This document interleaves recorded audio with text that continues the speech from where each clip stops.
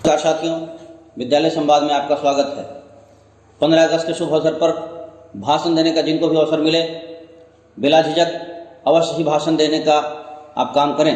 कई बार देखा जाता है कि शिक्षकगण हों, चाहे कोई अन्य ऑफिस अधिकारी या किसी ऑफिस में, दूसरे ऑफिस में आप काम करते हैं और आपको इस पावन अवसर पर भाषण देने के लिए आमंत्रित किया जाता है, परंतु हिचकिचाहट होती है और आप भाषण देने से पीछे रह जाते हैं। फिर ये अवसर अगले साल आती है।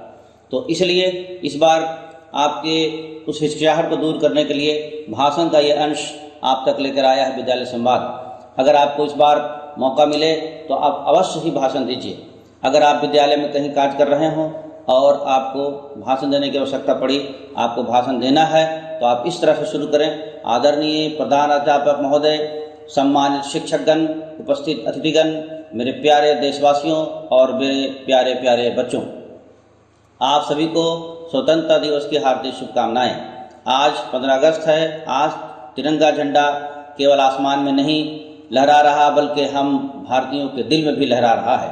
लेकिन साथियों, आज का दिन केवल उत्सव का दिन नहीं, यह स्मरण का दिन भी है, कृतज्ञता का भी दिन है और आत्ममंथन का भी दिन है।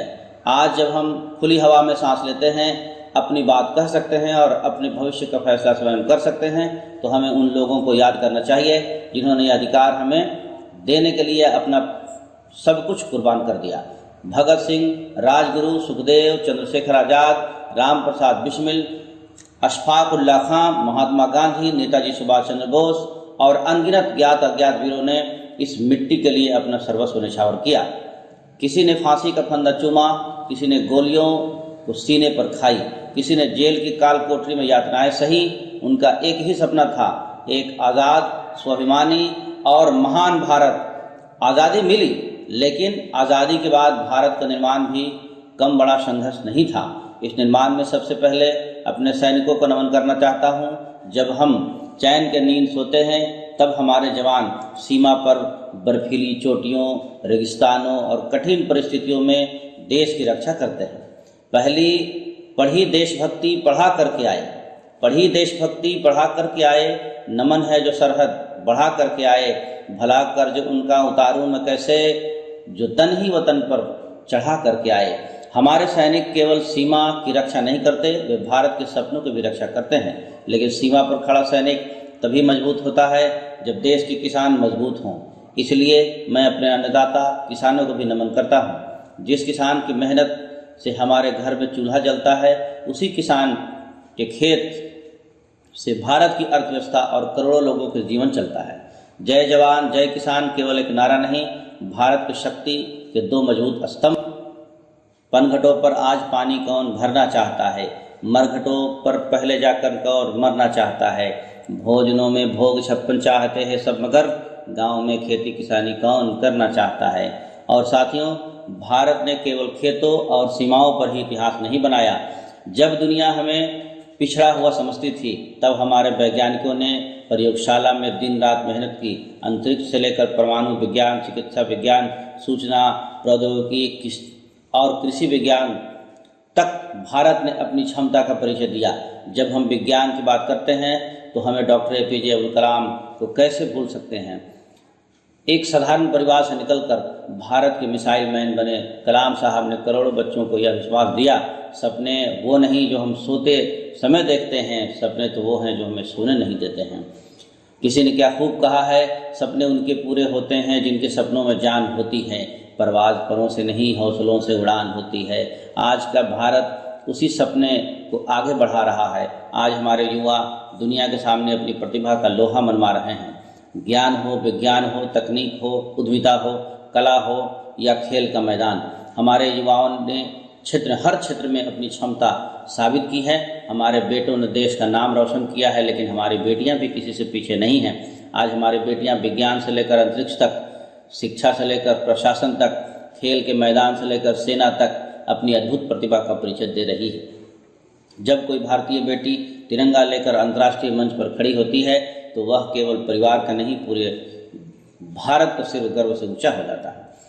हराकर दर्द के लम्हे हंसी पल जीत लाती है, हराकर दर्द के लम्हे हंसी पल जीत लाती है, सभी उलझे हुए प्रश्नों के वो हल जीत लाती है। किसी से कम नहीं अब हमारे देश की बेटी, निकल कर चार दीवारी से वो मेडल जीत लाती है, निकल कर चार दीवारी से वो मेडल जीत लाती है। और अब मैं उन नन्हे मुन्ने बच्चों को कहना चाहता हूँ जो आज हमारे सामने हैं, आप केवल आज के बच्चे नहीं, आप कल के भारत के निर्माता हैं।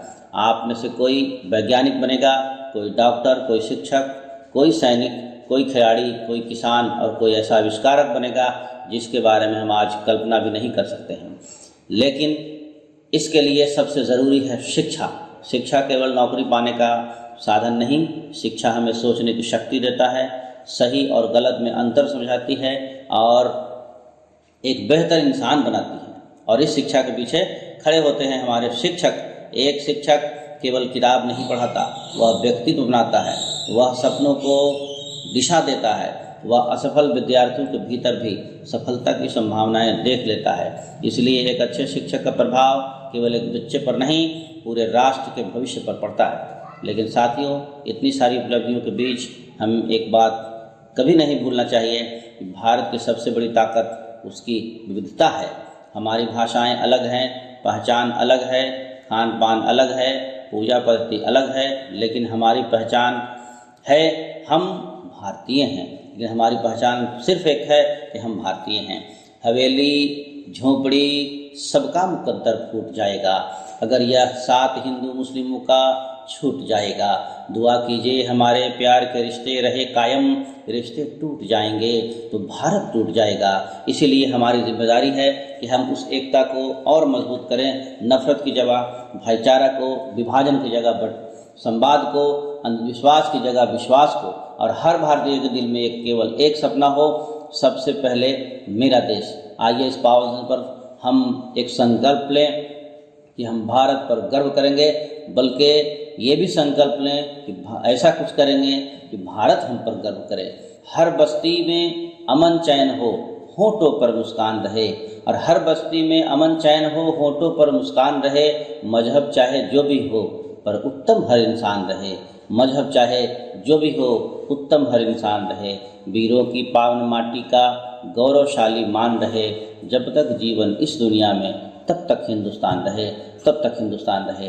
भारत माता की जय। वंदे मातरम। जय जवान, जय किसान, जय विज्ञान, जय हिंद।